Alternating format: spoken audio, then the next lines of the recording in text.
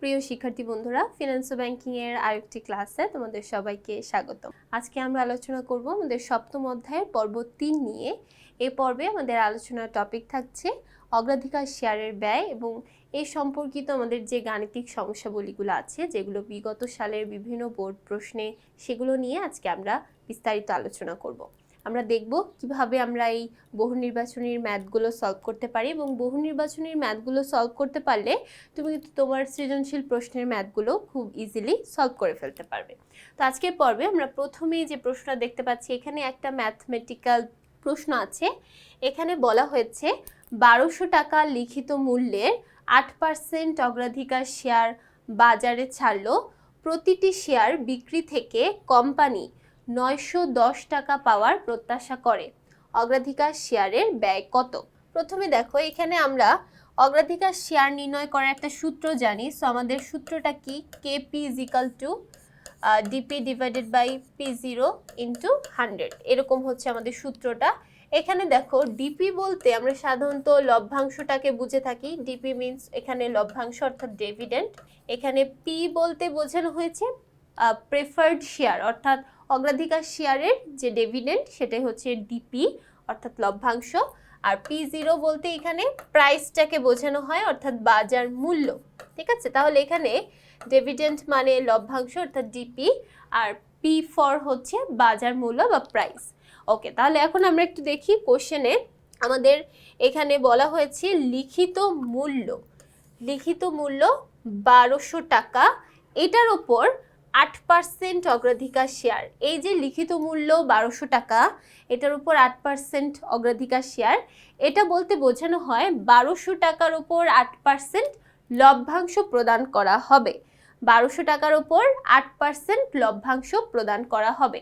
তাহলে আমরা প্রথমে একটু দেখি লভ্যাংশের পরিমাণটা কত। তাহলে লভ্যাংশ আমরা কিভাবে বের করতে পারি? 1200 ইন্টু 8%। তাহলে প্রথম আমাদের কাজ হবে আমাদের লভ্যাংশের পরিমাণটা বের করা। তাহলে দেখো, আমাদের এখানে লভ্যাংশের পরিমাণটা দাঁড়াচ্ছে 96 টাকা এবং আমাদের বাজার মূল্য প্রশ্নের মধ্যে দেওয়াই আছে। বাজার মূল্য বলা হয়েছে 910 টাকা। তাহলে বাজার মূল্য 910 টাকা।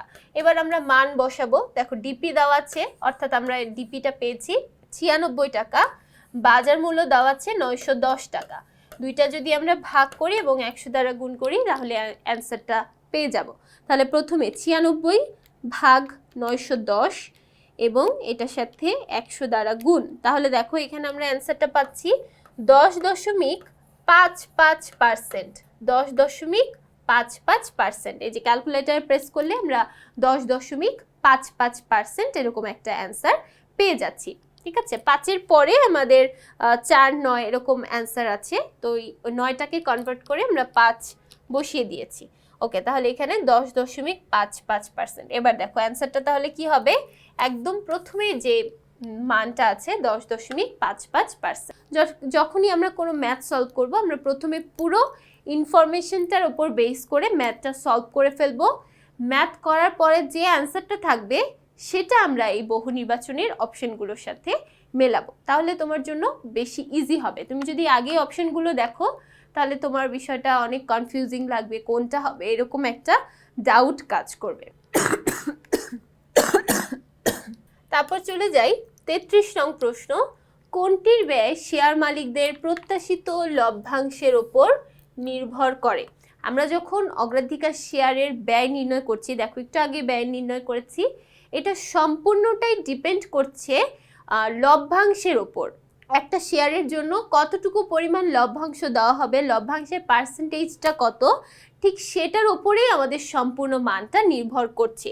এটা আমরা কিভাবে বুঝতে পারি? কারণ দেখো, আমরা যখন বের করি, দেখো সূত্রটা একটু খেয়াল করি, উপরের যে অংশটা থাকে সেটার ওপরেই কিন্তু সাধারণত সম্পূর্ণ অংশটা ডিপেন্ডেন্ট থাকে। তাহলে দেখো, এখানে আমাদের উপরে আছে হচ্ছে লভ্যাংশ, তাহলে লভ্যাংশের ওপরেই কিন্তু এটা ডিপেন্ড করছে। তাহলে এখানে অ্যান্সার হবে অগ্রাধিকার শেয়ারের। তাহলে অ্যান্সার হচ্ছে খ নাম্বার অপশন, অগ্রাধিকার শেয়ার। তারপর চলে যাই 34 নং প্রশ্ন। কোম্পানির শেয়ার মালিকদের প্রত্যাশিত লভ্যাংশের ওপর নির্ভর করে। এখন দেখো, আমরা লভ্যাংশ পাই কিসের ক্ষেত্রে? শুধুমাত্র যখন আমরা শেয়ার কিনি, সেই শেয়ারের জন্যই কিন্তু আমাদের মূলত লভ্যাংশ দেওয়া হয়। ঋণের জন্য কখনো লভ্যাংশ দেওয়া হয় না, ঋণের জন্য দেওয়া হয় সুদ। তাহলে যেহেতু এখানে আমাদের সুদের কথাও বলেনি, এখানে আমাদের বলা হয়েছে প্রত্যাশিত লভ্যাংশের ওপর কোনটা নির্ভর করে। লভ্যাংশ পাই আমরা শুধুমাত্র সাধারণ শেয়ার এবং অগ্রাধিকার শেয়ারের জন্য।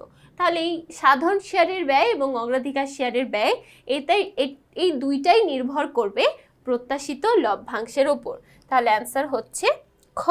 তারপর চলে যাচ্ছি পরবর্তী প্রশ্ন। এখানে আমরা একটা উদ্দীপক দেখতে পাচ্ছি, রনি ট্রেডার্সের অগ্রাধিকার শেয়ারের পরিমাণ 200 কোটি টাকা ও ঋণ মূলধন 100 কোটি টাকা। ঋণ মূলধনের সুদের হার 10%, অগ্রাধিকার শেয়ারের লভ্যাংশ 12%। অগ্রাধিকার শেয়ারের বাজার মূল্য 250 টাকা, লিখিত মূল্য 200 টাকা।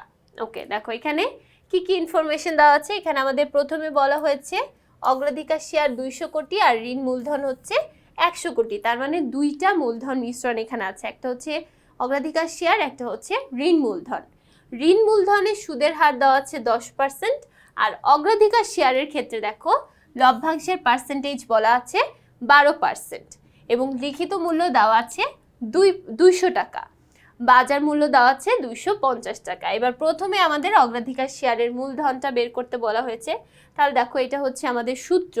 এবার দেখো মানটা কি হবে, প্রথমে আমরা বের করব লভ্যাংশ। আমাদের লভ্যাংশটা সাধারণত আমরা বের করে থাকি আমাদের লিখিত মূল্য বা অভিহিত মূল্যের ওপর পার্সেন্টেজ করে। তাহলে লিখিত মূল্য এখানে আমাদের দেওয়া আছে 200 টাকা এবং আমাদের পার্সেন্টেজ বলা হয়েছিল কত, 12%। তাহলে 200 টাকার 12% করলেই কিন্তু আমরা এখানে লভ্যাংশটা পেয়ে যাব। তাহলে 200 টাকার 12% আমরা এখানে লভ্যাংশ পেয়ে যাচ্ছি 24 টাকা। লভ্যাংশের পরিমাণ পেয়ে যাচ্ছি 24 টাকা এবং বাজার মূল্য আমাদের এখানে দেওয়া আছে 250 টাকা। তাহলে দেখো বাজার মূল্য 250 আর লভ্যাংশ আমরা পেয়েছি 24, তাহলে 24 P0 হচ্ছে 250 ইন্টু 100। তাহলে এবার আমরা দেখি এটার অ্যান্সারটা কত আসে, 24 ভাগ 250 ইন্টু 100। তাহলে দেখো এখানে আমাদের অ্যান্সারটা পেয়ে যাচ্ছি 9.6%, 9.6%। তাহলে এবার আমরা একটু অপশনগুলো খেয়াল করি। এই যে দেখো খ নাম্বার অপশন, এখানে কিন্তু আমরা দেখতে পাচ্ছি 9.60%। তারপর চলে যাই 36 নং প্রশ্ন। 36 নং প্রশ্নে বলা হয়েছে কর হার যদি 40% হয় সেক্ষেত্রে কর সমন্বয়কৃত ঋণ মূলধন ব্যয় কত হবে। এখানে দেখো ঋণের সুদের হার দেওয়া আছে 10% আর এখানে বলা হয়েছে কর হার 40%। এই দুইটা দিয়ে আমাদের ঋণ মূলধন ব্যয়টা নির্ণয় করতে হবে। তাহলে প্রথমে আসো ঋণ মূলধন ব্যয়ের সূত্রটা একটু আমরা দেখি। আমরা ঋণ মূলধন ব্যয়টাকে সাধারণত কেডি দ্বারা প্রকাশ করি। সূত্র হচ্ছে I into 1 minus T into 100, এটা হচ্ছে আমাদের সূত্র। এবার I মানে হচ্ছে আমাদের সুদের হার।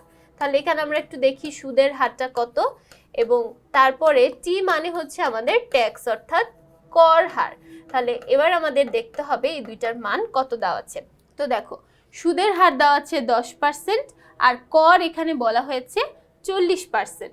তাহলে দেখো সুদের হার আমরা এখানে দেখেছি 10%, তাহলে 10%কে ভাঙালে আমরা পাবো 0.1, আর কর হার দেওয়া আছে 40%, এটাকে ভাঙালে আমরা পাবো 0.4, অর্থাৎ 100 দ্বারা ভাগ করলে আমরা পেয়ে যাচ্ছি 0.4। তাহলে 0.1 হচ্ছে I এর মান, 1 মাইনাস টি এর মান 0.4 ইন্টু 100। তাহলে এবার দেখি অ্যান্সারটা কত আসে। তাহলে দেখো এখানে আমাদের অ্যান্সারটা দাঁড়াচ্ছে 6%। ওকে, তাহলে এখানে আমাদের অ্যান্সার হলো 6%, অর্থাৎ 3 নাম্বার অপশন। তারপর চলে যাই 37 নং প্রশ্ন। 37 নং প্রশ্নে বলছে এবি কোম্পানির 100 টাকা লিখিত মূল্যের শেয়ারের বাজার মূল্য 150 টাকা এবং প্রত্যাশিত লভ্যাংশ 15% হলে আমাদের মূলধন ব্যয় কত হবে। লিখিত মূল্য হচ্ছে 100 টাকা এবং বাজার মূল্য হচ্ছে 150 টাকা। প্রত্যাশিত লভ্যাংশ 15% হলে মূলধন ব্যয় কত হবে।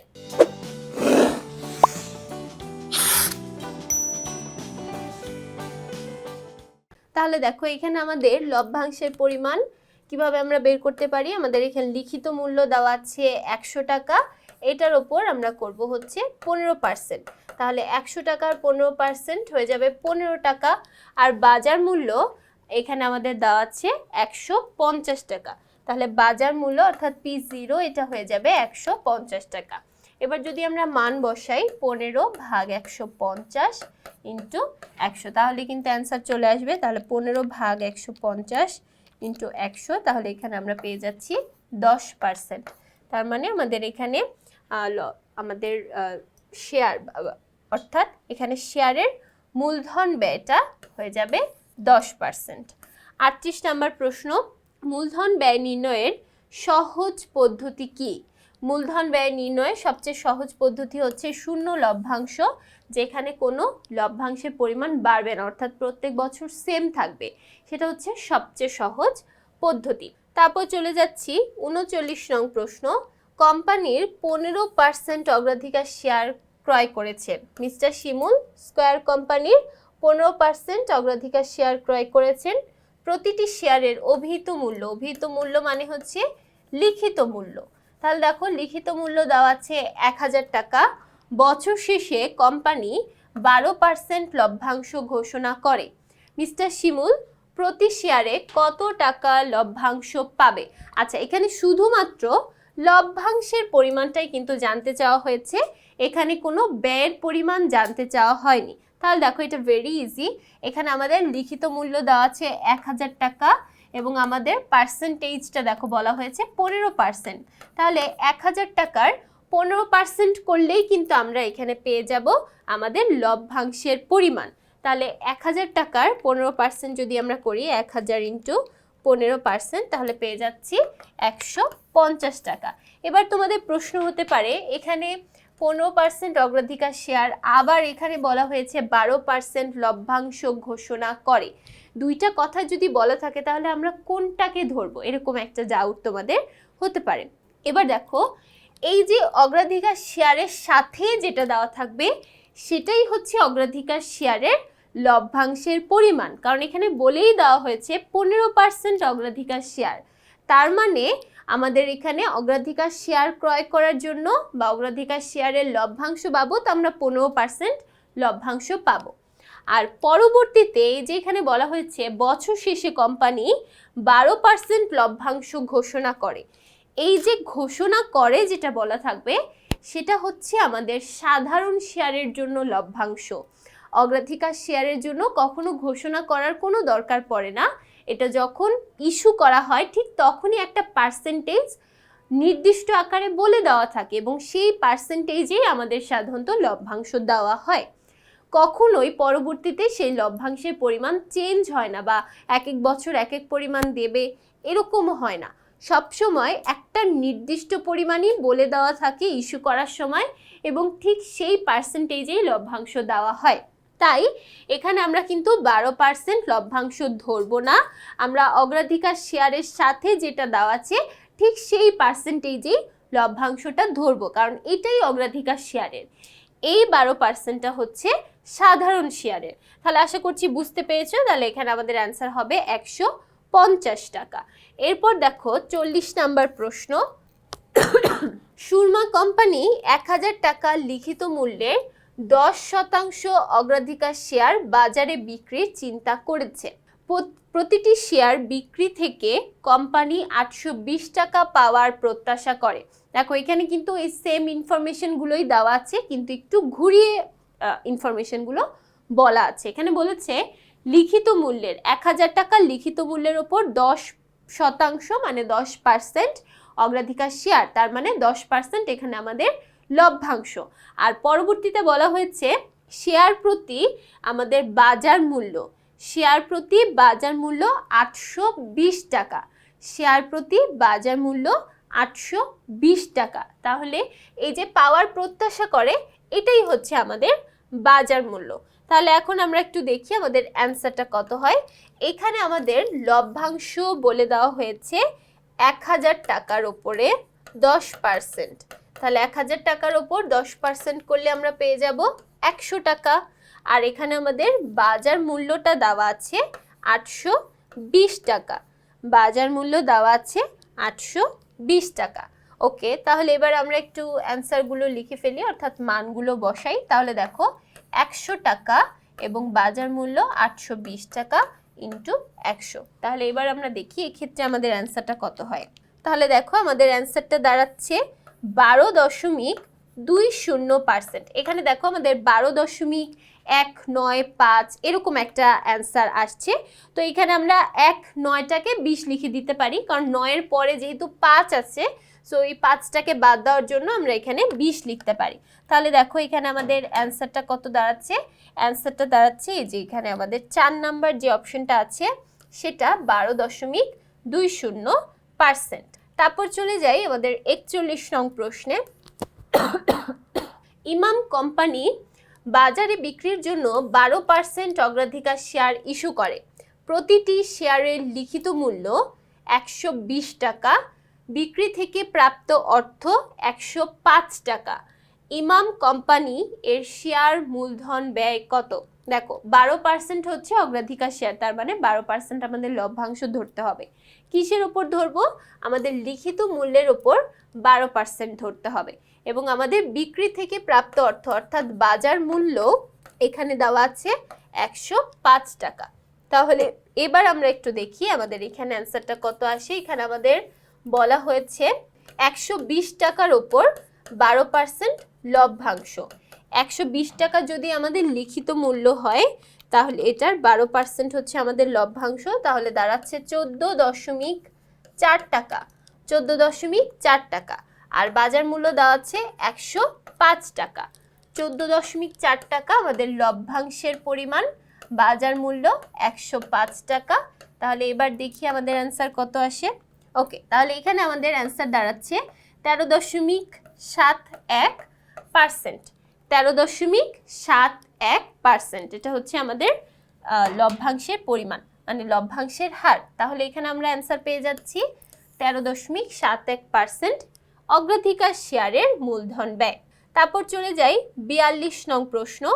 42 নং প্রশ্নে বলা হয়েছে আজম লিমিটেড 1200 টাকা লিখিত মূল্যের 15% অগ্রাধিকার শেয়ার বাজারে বিক্রি করবে। তাহলে লিখিত মূল্য 1200 টাকা, এটার উপর 15% করলে আমরা পেয়ে যাব লভ্যাংশ। তারপর বলা হয়েছে বাজার মূল্য 910 টাকা। তাহলে এবার আমরা দেখি অগ্রাধিকার শেয়ারের ব্যয়টা ঠিক কত হয়। এখানে আমাদের মানগুলো একটু ডিফারেন্ট। মান এখানে বলা হয়েছে 1200 টাকার 15%। 1200 টাকার ওপর 15% করলে আমরা লভ্যাংশের পরিমাণটা পাবো। তাহলে 1200 এর ওপর 15%, তাহলে পেয়ে যাচ্ছি 180 টাকা আমাদের লভ্যাংশের পরিমাণ। আর বাজার মূল্য দেওয়া আছে 910 টাকা। তাহলে এবার দেখি এখানে আমাদের অ্যান্সারটা কত দাঁড়ায়। লভ্যাংশ দেওয়া আছে, লভ্যাংশ আমরা পেয়েছি 180 টাকা আর বাজার মূল্য 910 টাকা। তাহলে 180 ভাগ 910 ইন্টু 100, তাহলে এখানে আমরা পেয়ে যাচ্ছি 19.78%। 19.78%, তাহলে এটা হচ্ছে আমাদের অ্যান্সার। এই যে এখানে 3 নাম্বার অপশন 19.78%। তাহলে দেখো এই ছিল আমাদের অগ্রাধিকার শেয়ারের ব্যয় নির্ণয়ের কিছু ছোট ছোট ম্যাথ। আশা করছি প্রত্যেকটা ম্যাথই সবাইকে খুব ভালোভাবে বোঝাতে পেরেছি। সো পরবর্তী পর্বে আমরা আলোচনা করব আমাদের সাধারণ শেয়ারের ব্যয় নির্ণয় করার কিছু গাণিতিক সমস্যাবলী। পরবর্তী পর্ব দেখার জন্য সবাইকে আমন্ত্রণ জানাচ্ছি। সবাইকে ধন্যবাদ।